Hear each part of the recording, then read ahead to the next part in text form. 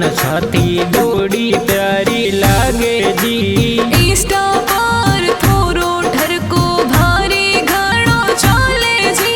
हितेश आरव पयू बेटा लोहार जाती प्यारी जी।